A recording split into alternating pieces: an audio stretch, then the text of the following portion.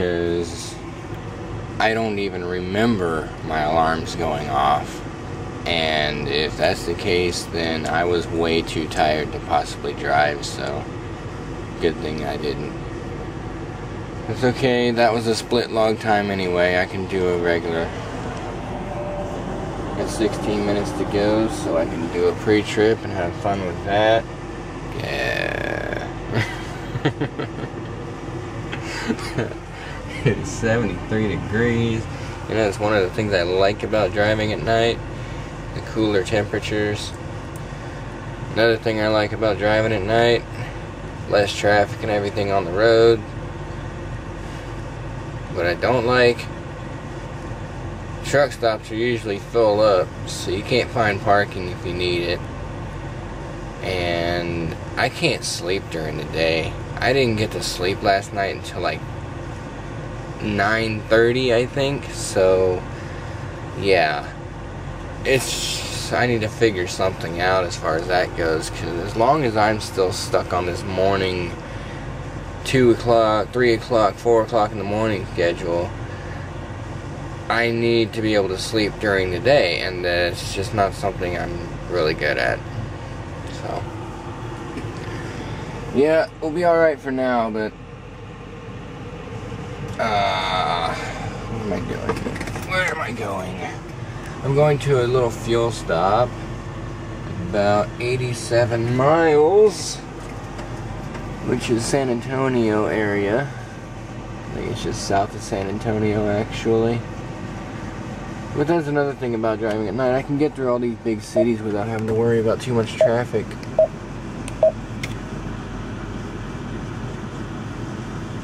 Yeah, okay, 68 miles. Please drive to highlighted route. And then the next stop I have punched in there is the Muskogee, Oklahoma pilot, and then Joplin Terminal.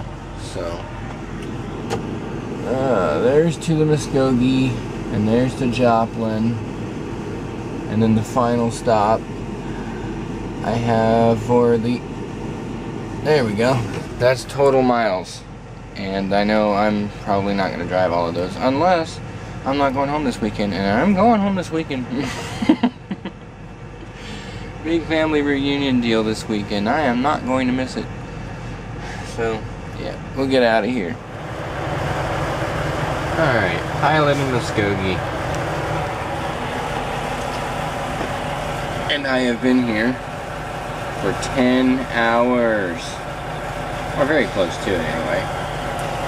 I have 34 minutes remaining on my clock. And here's the thing.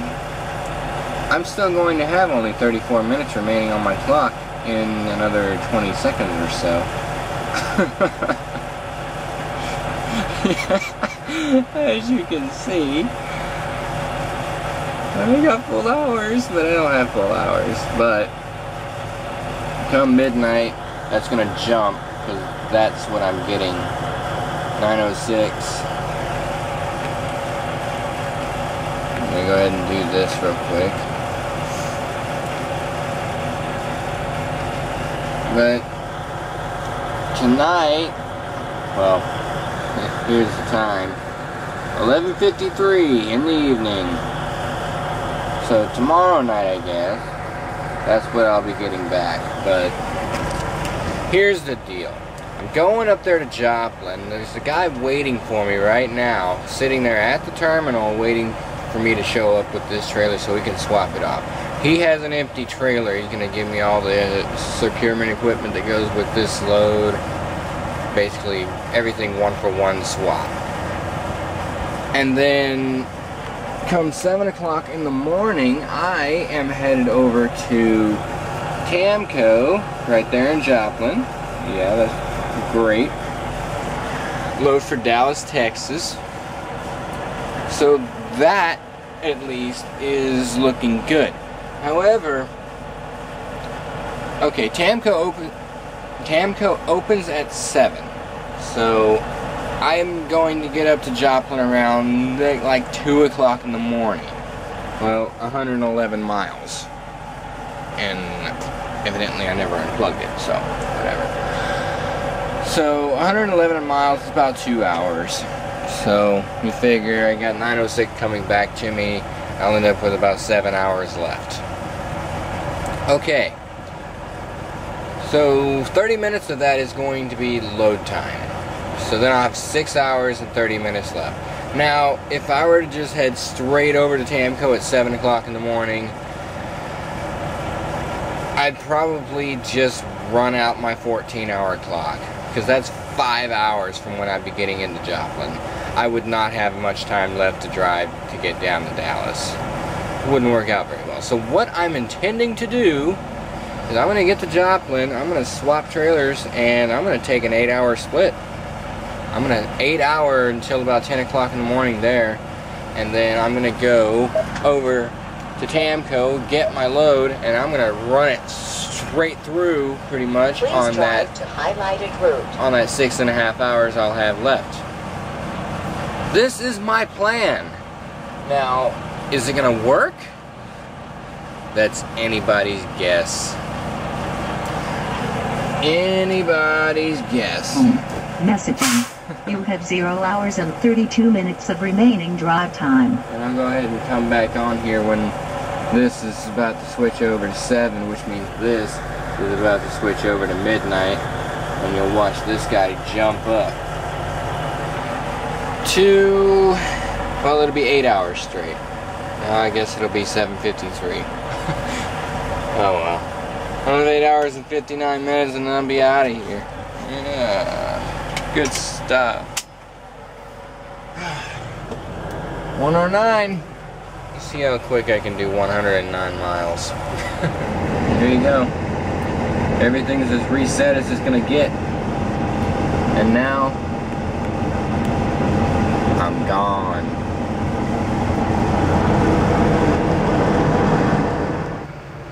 Well, not that you can see it or anything, but that's my X load. It's on 91421. And he's taking it to its final destination in Greensburg, Illinois, or Indiana, sorry. Greensburg, Indiana. I keep getting the two confused for some odd reason.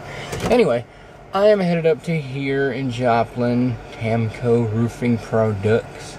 And then I'm basically backtracking all the way to Dallas. I'm going right back to where I just came from, basically.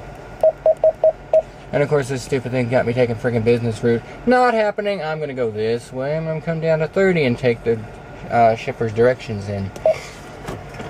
Check that out. 367 miles. You know what? If I do a split log, and I intend to, because I gotta get a tarp repaired. Apparently this guy ripped his on a coil, and now I gotta deal with it. Anyway, 7 hours and 25 minutes. Now I'm gonna run up 30 minutes of that at the shipper. So I'll have 6 hours and 55 minutes to run 367 miles. It might be close.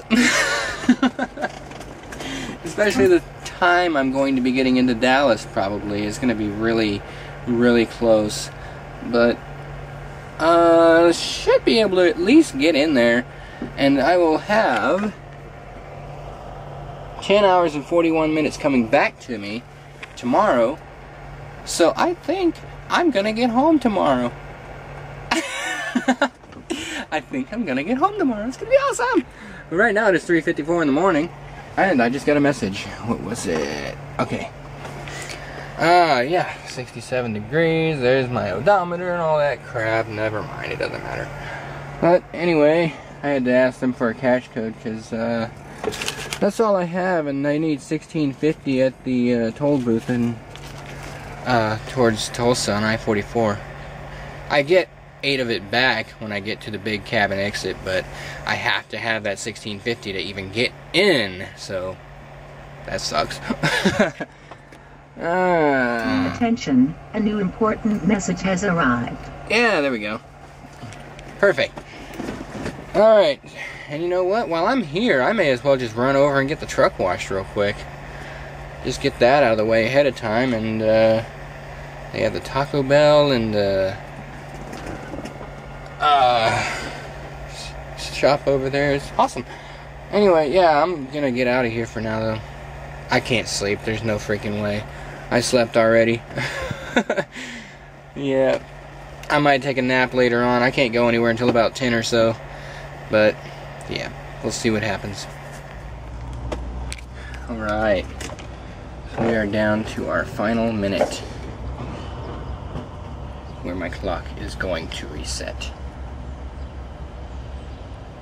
Well, sort of. My 14 will come back anyway. Yeah, there we go. Sweet. So now I've got 7 hours and 25 minutes of drive time remaining. And I'm sitting right next to one of my subscribers. Actually, two of them. He's in for service. So it's all cool. Anyway, it is time for takeoff. At 10:11 in the morning. Yeah. You know, it's funny. I'm kind of getting to where I enjoy these really tight docks. Because of how close I can get it. It also helps I'm back to a 102-inch trailer, because I think that 96er would have made for a real big problem. Oh, yeah! I finally hit that 620 I was going for. Sweet! But anyway, no bounce miles, so everything I left at Joplin Terminal is all out of route. But that's only 12 miles. 357 miles. Okay, so it's gonna be all out of route. Oh well. No big deal. My outer route is just being killed right now. Okay, while I was at the terminal, I went ahead and went inside and talked to my fleet manager for face to face for like the first time since I got in my truck. And we got to talking for quite a while. He was showing me how he does things on the computer, what he sees of us, pretty much. His loading system, all the data, everything he sees, basically. So that was a pretty neat little insight into fleet manager work. And we went back into a break room, and he starts going over this like review kind of thing, and I'm like, all right, cool. Well, he starts going over my numbers. All right, so my average weekly revenue is somewhere around $3,800 a week, average. My MPG is, according to TMC, 6.2. So this number is actually dead on. That's a first. My out of route is 1.1%. I was about ready to be like, huh? You're nuts! But it's true. 1.1%. I can't do much better than that. It's not possible to do much better than that. And he shows me, he's got 44 guys under him that he's the fleet manager for, and I'm number 5 in terms of revenue for all of those 44 guys. And the 4 above me are all trainers. Get that. That's awesome. That's freaking awesome. So anyway, now I'm down here at Tamco. I'm getting this load, doing my log, running out of time. I'm hoping I'll have enough time. Yeah, we'll see. But anyway, yeah, so let's get out of here, get my bills, and oh, had that tarp dealt with. They're gonna keep that tarp, and they gave me another one, so I'm good to go on that front. Yeah, anyway, let's do this thing. I don't think I explained why I did the split log the way I did, so if I didn't, here's the clip explaining it. Okay, so I was in Muskogee, got a 10-hour break. Had to drive 2 hours to get to Joplin from Muskogee. All right, we're good. So I get there at 2 o'clock in the morning. All right, I have to log and unload. So, logging and unload. And then I go into the sleeper. Now, Tamco opens at 7 o'clock in the morning, all right?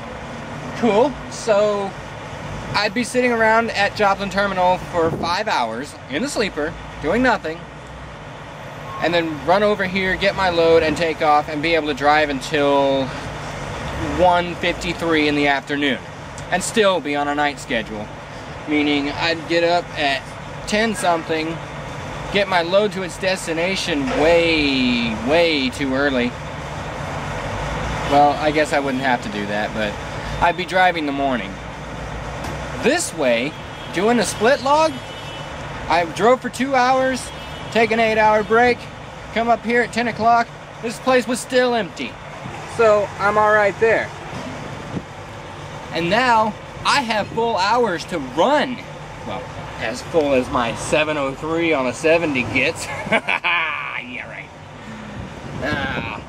But I have that to run. And since my 14-hour clock is not going to take effect today, I'm pretty much set. And assuming the 69 corridor doesn't shut me down too much, I should be able to get this to the consignee tonight. And that would be sweet. So that's why I ran the split log instead of just running it straight. Because it would just work better. It will work better. And that's it. Just planning it out. Gotta figure out what I can do and what I should do. It's all part of that trip planning thing. It's why my numbers are the way they are.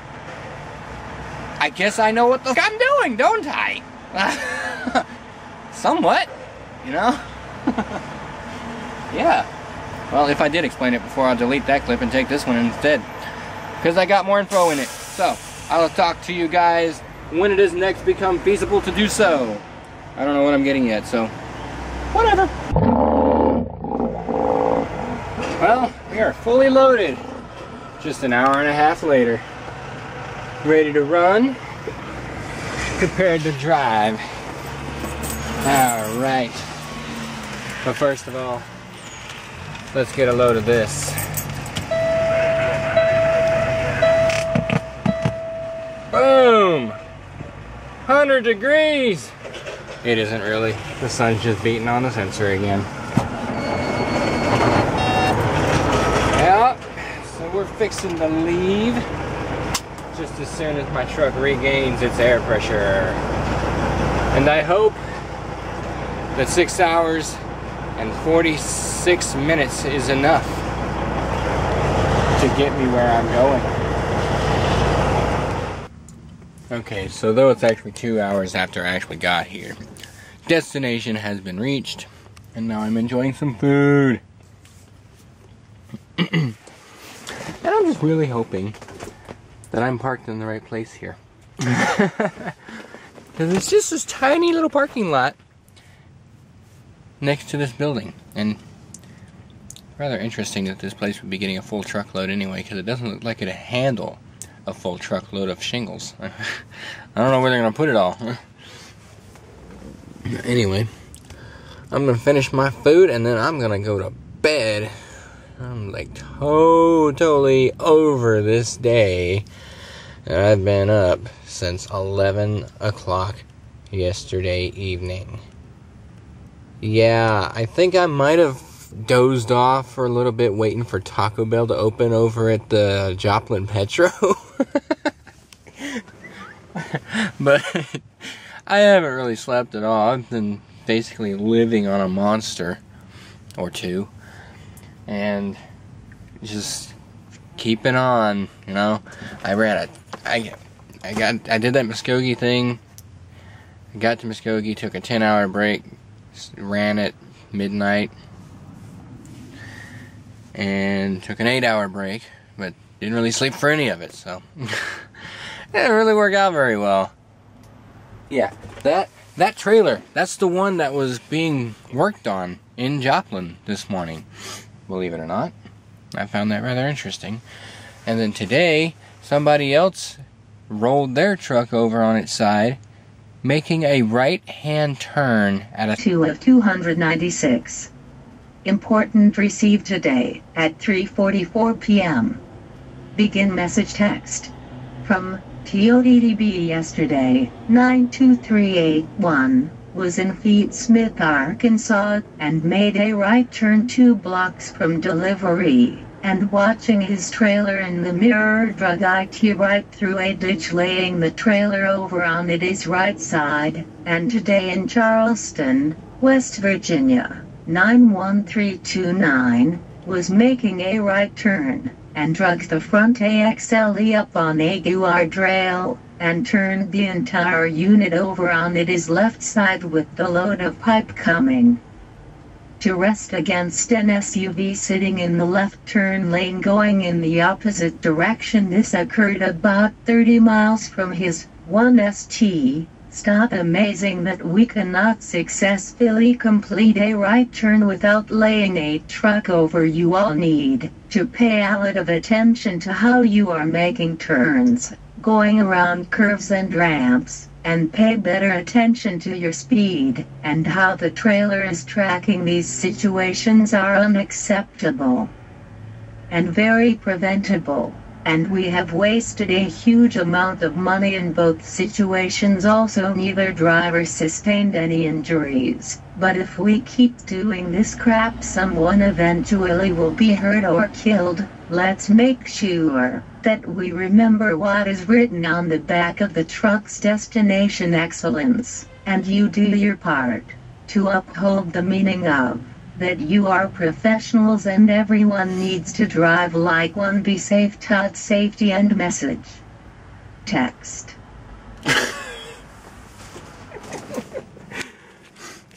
You know, it is a serious message. I don't dispute that in the slightest. But the way the Qualcomm speaks it is just freaking hilarious. Yeah. So 2 trucks rolled in the last couple of days. Freaking ridiculous. What are these people doing? It's like these guys think they're driving sports cars or something, not freaking 80,000-pound trucks. Bunch of friggin' idiots.